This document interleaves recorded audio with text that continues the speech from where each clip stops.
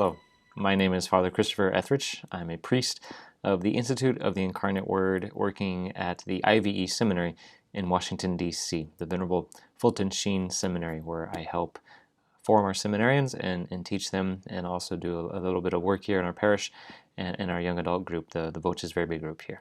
So I'm glad you guys could join us for these spiritual exercises. This is something new for me in the sense of preaching them in this way, but I hope that step by step I can guide you and help you through this so that you can make the most of your time and take advantage of this opportunity to take the spiritual exercises. Hopefully you've got a text of St. Ignatius's spiritual exercises with you. If you don't worry. I will provide a link for the Puhl, the Father Puhl translation of the exercises. That's the one that I use. Can't really see it too clearly there, but yeah. The exercises are not a book that we would necessarily read on our own. If you ever tried to pick up the spiritual exercises and read them all the way through, you wouldn't know where to really start and what to do. It's a book that's really meant to be preached for this purpose of taking this retreat, as we could call it in a general way. And there's a couple of things that St. Ignatius lays out at the beginning of the exercises that are very important for us to keep in mind before we actually start doing any of the meditations. And I always like starting on point number 21. When I say point, St. Ignatius divides his exercises by paragraphs and points. We really don't follow things according to page numbers, so kind of bear with that bit of a change. But in point number 21, we find this. We find the title, Spiritual Exercises, and then Ignatius gives us a little bit of a subtitle, we could call it, that explains what the spiritual exercises are. He writes, which have as their purpose the conquest of self and the regulation of one's life in such a way that no decision is made under the influence of any inordinate attachment. So the exercises from the very get-go already make this great demand of us. We're here not to necessarily have a good time and find just a peaceful moment. The exercises are really a great work that we have to enter into. It's a work, first and foremost, to conquer ourselves.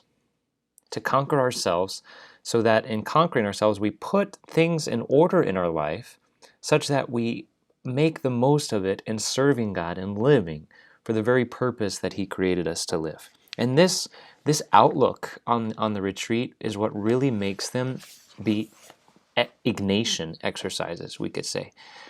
And they're going to extend, and what we find that's so amazing here at the very beginning is the great impact of the spiritual exercises in our life outside of this moment of retreat.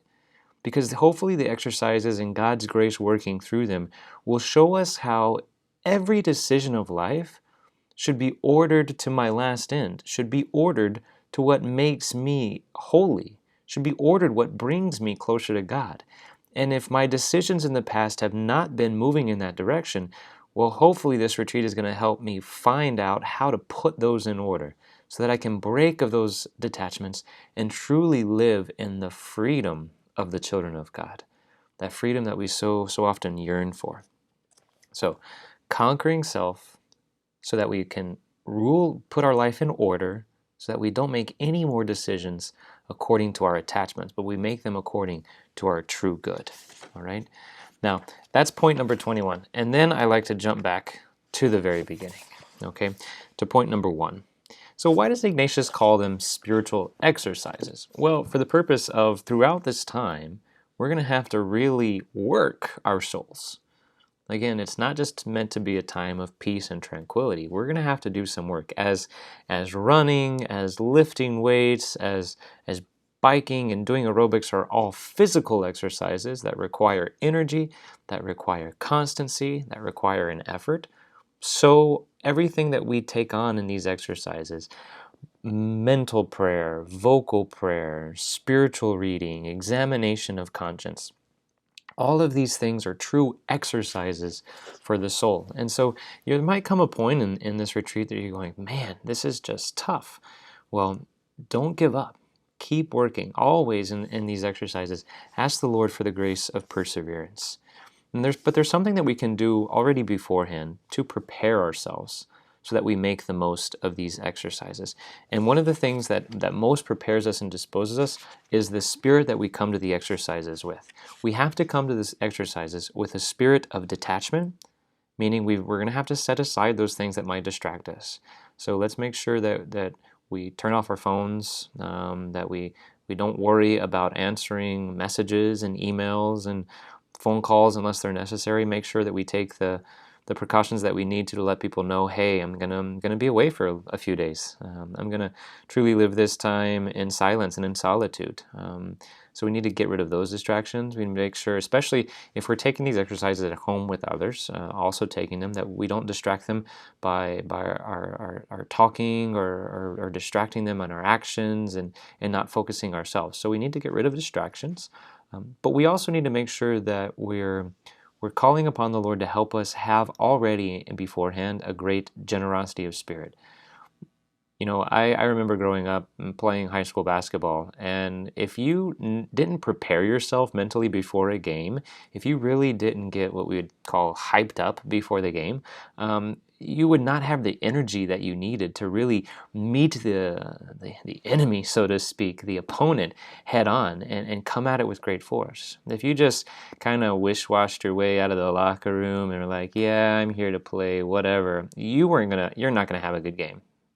Same thing kind of goes with the exercises. We got to build up and ask the Lord to help us attain this generosity of spirit. I'm going to take this head on.